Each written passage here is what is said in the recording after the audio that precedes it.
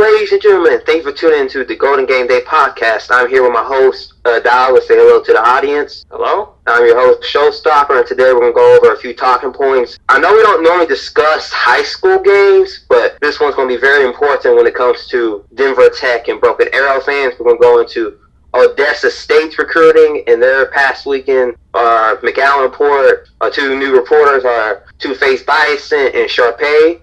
Then we're going to go into previews for this Saturday's games. With Buchanan and Simmons, it was Colton Yo. The matchup was Valley Christian versus Allen. So the game is going normal. Colton Yo was actually locking up Charles Harris. And then came the controversial hit. Colton Yo got ejected for the hit early fourth quarter. And Charles Harris is in concussion protocol so far. The next up is the most dangerous play that will probably have fans gasping. Tomorrow we have an MRI on Buchanan Simmons. So far, the Allen camp is saying it's all good right now. But this is a scary injury we saw and experienced. Luckily, he's okay with this injury. Luckily, it's just a few bruises. But overall, it's two ways you could look at it for both teams. All right, now since we got that game out the way, we're going to go with the Odessa State's recruiting. What do you think about this, Dallas? I think that Odessa is knocking it out of the park. And I heard rumors earlier that maybe there would be a coaching change. But after this, you landed Childs Harris, who played in that game we just talked about. You landed Ricky Scroggins. And you also landed Harris Austin, who's had a lot of talk about him. So really great recruiting class so far, and it's not over yet. There's still many weeks to get that more well-rounded, but right now Odessa's got a really nice class going into next season. When we get to see Odessa State's next recruiting update / video, we will see how many recruits that they locked up from that. But I have a response from Paris Austin. This is what he told the reporter for Gold Glover Gaming. He posted this on Twitter. He says, "It's not the biggest city, doesn't have the brightest lights, but feels like home, and that's something." So, Paris Austin just wanted to, feel something that was like a home environment to him. Odessa's close to Lubbock.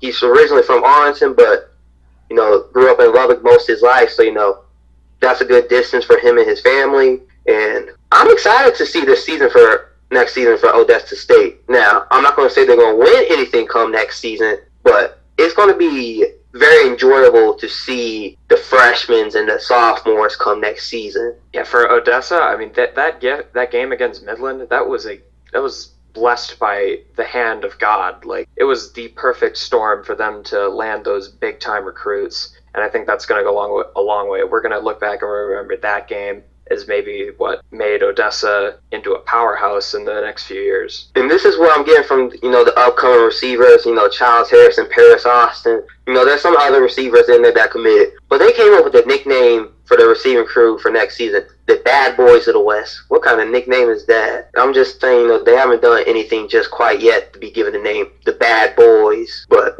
now we're going to go on to our McAllen report, by Sharpay. Do you want to do this one, Dallas? Yeah, I'll read this one. So the report goes as such.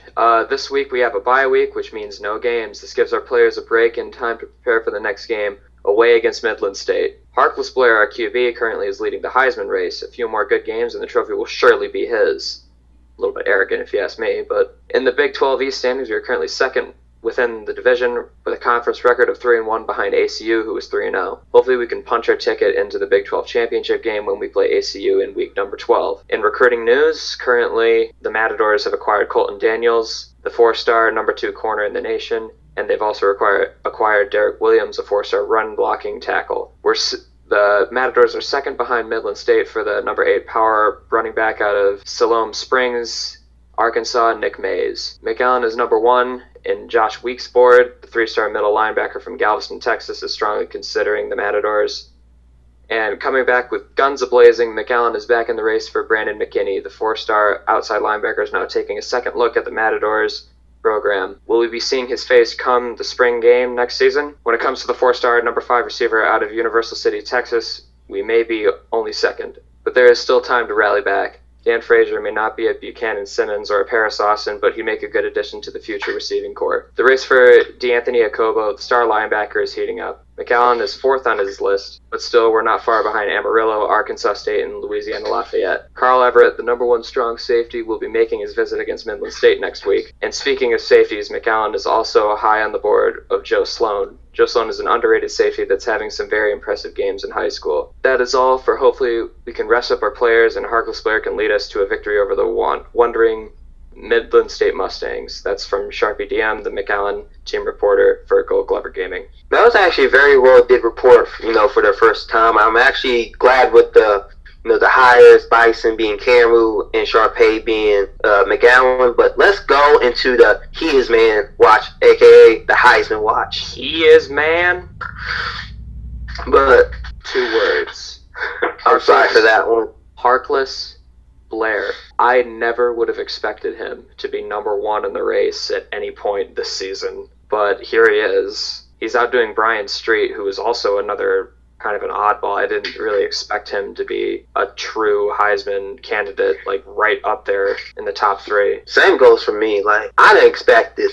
I predicted this last week on Wednesday's podcast that overall Brian Street would have the better game stats-wise, but Harkless Blair was going to move up in the rankings because he was going to get the win. And, well, that's what happened. Brian Street sitting at number 2, Harkless Blair at number 1. Claudio Keller actually fell down in the standings this week to number 5. What do you think about Claudio Keller this season? I feel like he's just kind of like the running back who just gets because you see Midland State, they got the huge passing game that they have all those receivers that can make plays. Good chunk of them are going to be going to the NFL. They're really talented there. And Claudio Keller really doesn't get that big of a workload. I kind of don't see the point in him being in the race, personally. He's not the thing carrying the offense. I guess 5th is a good place for him if he's getting consideration. I actually thought at the beginning of the season that, he had a chance to win it. But, with these losses, he put his stats in this last game, but it didn't really factor in to the final score. Now let's move on to Player of the Week for the Big 12. We got Gunnar Rivers for the offense side. Gunnar Rivers won this. The sophomore out of Little Rock. He went 26 for 33, throwing for 367 yards and 7 touchdowns. What do you think about that one? 7 touchdowns against the Shreveport. I think he definitely deserved that because Shreveport's defense is pretty stingy, and throwing 7 touchdowns. And also, you got to remember that that's in the Shreve, so that's. Little Rock blew them out. That was an impressive win, and you got to be impressed with Gunnar Rivers. He definitely deserved that. Then we got the defensive end player of the week is Demario Chavis, senior out of Amarillo. This is a game with NC versus Camu, but he had 3 assisted tackles and 2 interceptions. I think that's a pretty good 2 interceptions. I think that's a good pick. Now let's go into the big injuries here. Ardmore. John Hicks is out for 6 weeks with a dislocated elbow. What do you think about that one? Yeah, that's a tough one for Ardmore. A team that is already last in their division, which is really deep. You look at the East Division, every single one of those teams in there is still ranked, I believe, right? Yes, I think so on that one. And your backup in Stanfield is serviceable, but I don't think he does not have the running ability that Hicks did. So if I'm Ardmore, you might want to start hitting the panic button a little bit. If you can pull out a win against Little Rock this week, I think you can maybe make a case that Stanfield can salvage a decent season and a good bowl game because Hicks is going to be back by then. But yeah, I wouldn't bet on them being a conference champion or anything. Now, I said they're going to fall off a cliff, but not like this. But looking at it, they dug themselves into a hole. Last place in the East Division. 1 conference win, 2 losses. They still have a chance to come back, maybe contend, but they're going to have to finish out this stretch on a strong note. Broken Arrow, Michael Reed, right outside linebacker, freshman out of Broken Arrow, dislocated elbow 6 weeks. McAllen, Evan Eveland, strained back, but not really too many big injuries except for the Hicks part. Yeah. Now moving into the conference standings for the East side, ACU is 7-0, 3-0 in conference. McAllen is in second place with 7-1, 3-1 in conference. Little Rock 5-3, 2-2 in conference. Broken Arrow 5-3, 2-2 in conference. Shreveport 6-2, 2-2. Then we got Ardmore 5-2, 1-2. This one's going to be a very close race for this season. If you look at it, it's 2 games apart from each other. Like, anyone could still contend in this part. So, what do you think about seeing the East looking at the standings based off of this now? I mean, you can definitely tell there's a lot of parity there because every team is ranked. So, I mean, you have Ardmore who's last place, but they're still number 11 in the nation. That's insane. So, I mean, you look at Little Rock, and Broken Arrow and Shreveport. Those teams weren't expected to be the contenders that they are because, trust me, they're still in this race. I mean, they have to knock off the juggernaut that's ACU, and McAllen's having a really impressive season too. But I mean, it's still wide open right now, in my opinion. I think anyone could still win. Now let's move on to the west side of the Big 12. We got Denver Tech 7-0, 3-0 in conference. Midland State 6-2, 2-2 in conference. Nebraska State 4-3, 1-2 in conference. Kansas A&M 5-3, 1-3 in conference. Amarillo 4-4, 1-3 in conference. Then we got Odessa State 4-4, 1-3 in conference. But the first conference win comes against a hated rival in Midland State. What do you think about this looking at the west side of the conference? I think Denver Tech has this one locked up. Yeah, I mean, I'd have to agree. I mean, Midland State, that loss to Odessa is a backbreaker. I mean, if they don't drop that game to the Dust Devils, they're still right in it. And they're the only team that I see that's like actually still has a chance to maybe upend Denver Tech. But if you're down, you've lost 2 games now, and Denver hasn't lost 1 yet. Now, if you're looking at it, Denver Tech plays Midland State in a few weeks. If Denver Tech drops that game, still finish out the season strong, they're still in the championship. So Midland State dug themselves in the hole by losing this game, especially to Odessa State of all teams. I know it's a rival, but when you're pegged as a whole lot better team, one of the best offenses in the country, and you get shut down and blown out on the defensive side by Odessa State's offense, that cannot happen to Odessa State. Yes, I know Odessa State can put up points, but still. Yeah, and I'd also like to bring up the point that this game against Midland, Odessa State's recruiting class is getting a nice bolstering because of that game. Midland does not want to be the reason that Odessa becomes better than them because Midland has been better than them in recent year. But I think Odessa is starting to maybe turn a corner with this recruiting class that they've got brewing up here. You know, I was reading some comments in the video, and they were exactly pointing out to what you just said. Like Midland State is going to be the reason Odessa State is going to take them over in a few years is because of that one single game. Like, that game right there is a pivotal point in the rivalry's history. Now that tides have turned on that side. Anything else you want to say, or you want to move on to the preview? I just one final thought on Midland State. I think that even if they beat Denver Tech, which with what they've shown me, I just don't think is possible anymore. They just seem like they aren't really in it for the big games. I mean, sure, they beat Ardmore, which was a big one, but you look at Ardmore and they've had problems themselves. I just think even if they do, that's only one loss, and you'd have to hope that Denver loses another one down the road as well. I think it's just too unlikely.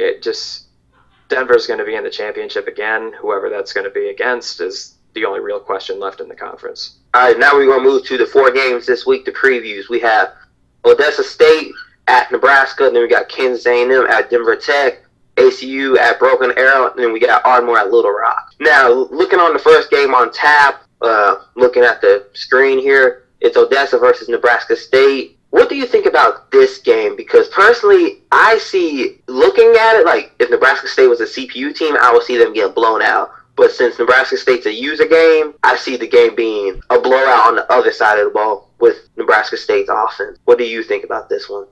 I mean, you got to remember that Odessa State likes to air the ball out, and Nebraska State's pass defense hasn't exactly been good. Mm-hmm. But I do still think Nebraska State is going to win because I think Odessa's coming off that high, and instead of using that as momentum, I think that's going to be an obstacle for them. Mm-hmm. And they're going into a raucous Nebraska State crowd, and I feel like the Prairie Dogs are going to be able to take them off their high horse, you know?